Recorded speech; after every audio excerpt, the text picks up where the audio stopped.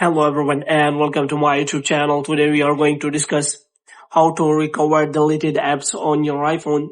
For example, if you have recently uninstalled or deleted an app from your iPhone and now if you want to recover that app and if you want to check which was the apps which have recently deleted and you want to recover them.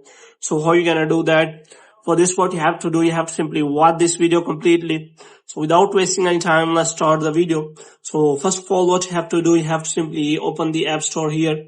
And after that, what you have to do, you have to simply click on the profile, and after that you have to scroll it down until you find the option of purchase history. So here what you have to do, you have to simply check all the apps which you have recently purchased. So if you do not find any app, then you have to simply click on change filter, and after that you have to select that filter which best suits you. So after that, what you have to do, you have to simply apply that filter.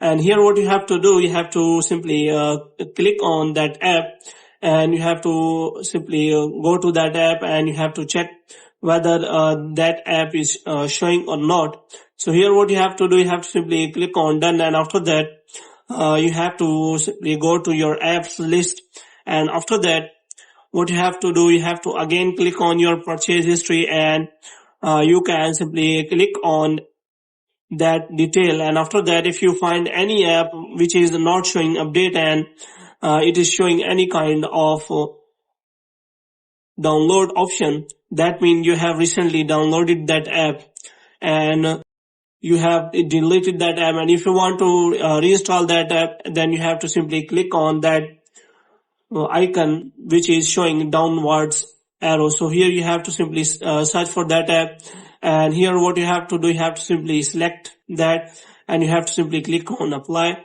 And after that what you have to do, you have to simply search for that app and you have to simply click on that, and you can reinstall that app after you have came to know that app is not available on your iPhone.